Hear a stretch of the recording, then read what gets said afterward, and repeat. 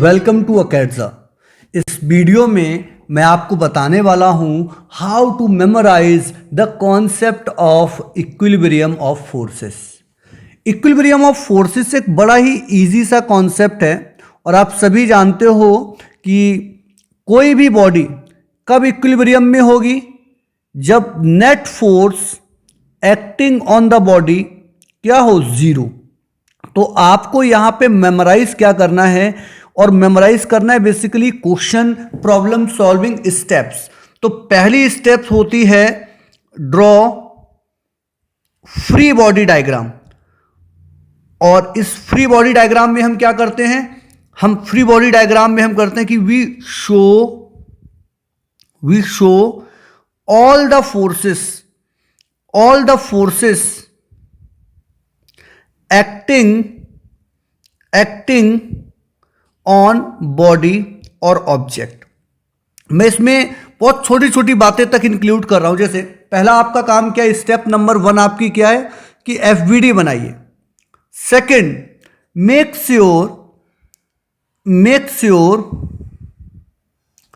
All force vectors concurrent.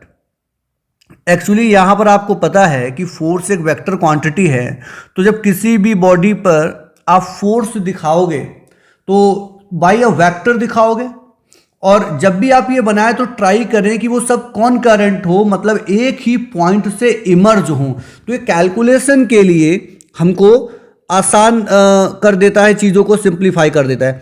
Third concept क्या है, see is there need to resolve any force. कैसे? अगर आपको ऐसा लगता है कि फोर्सेस एक डायरेक्शन में नहीं हैं, अलग अलग डायरेक्शन में हैं, तो इन दैट केस आपको ध्यान रखना है कि इस इक्वेशन के थ्रू जाने से बेहतर है आप सेपरेटली फोर्सेस को एक्स डायरेक्शन में, वाई डायरेक्शन में, और अगर अभी भी हमारा पर्पस पूरा ना हो तो जेड डायरेक्शन में रिजॉल्व करके उनको सम करें और वो जीरो आना चाहिए। कहने का मतलब क्या हुआ कि नेट फोर्स अगर जीरो है तो किसी भी डायरेक्शन में आप देखेंगे तो रिजल्टेंट जीरो ही होना चाहिए। तो इस तरीके से ज्यादातर प्रॉब्लम यहां पर सॉल्व की जाती है। और एक और चीज, इक्विलिब्रियम को रेस्ट ना समझें, यह भी आपको ध्यान रखना है बच्चों। रेस्ट ना समझें। ज्यादातर बच्चों को ऐसा लगता है कि अगर कोई बॉडी इक्विलिब्रियम में है मतलब वो रेस्ट पर है। नो, हो सकती है वो रेस्ट पर हो, बट गारंटी नहीं है। आप गारंटी किस चीज की दोगे कि अगर नेट फोर्स जीरो है तो पक्का बॉडी का एक्सीलरेशन जीरो होगा। और यहां पर दो पॉसिबिलिटी है, या तो वो रेस्ट पर होगी या वो मूविंग विद कांस्टेंट वेलोसिटी। तो ध्यान रखिएगा कि इसको आप रेस्ट कभी भी समझने की गलती ना करें। This is all we need to memorise to solve questions of equilibrium of forces.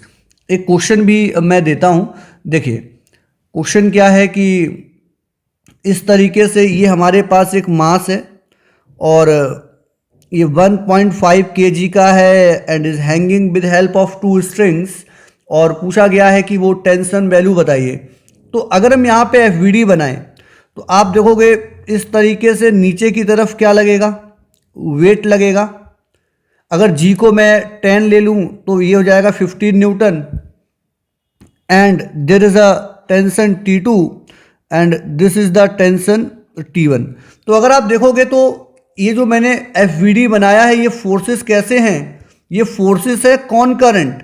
सब एक ही पॉइंट से इमर्ज कर रहे हैं। उसके बाद आता है need to resolve. Yes, there is a need to resolve, क्योंकि सब एक डायरेक्शन में नहीं लग रहे हैं। तो रिजॉल्व कैसे करेंगे? देखिए, अगर आप इस तरीके से दो एक्सिस मान लें, ये एक्स है और ये वाई है, तो यहां पर ये वाला जो एंगल है ये क्या होगा? 60 डिग्री होगा।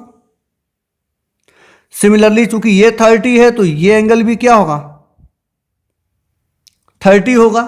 तो अगर हम रिजॉल्व करेंगे तो सीन हमारे पास क्या आएगा कि नीचे को तो लग रहा है वेट जिसकी वैल्यू है 15 न्यूटन। उसके बाद इस डायरेक्शन में T2 का जो कंपोनेंट होगा वो होगा T2 sin 60।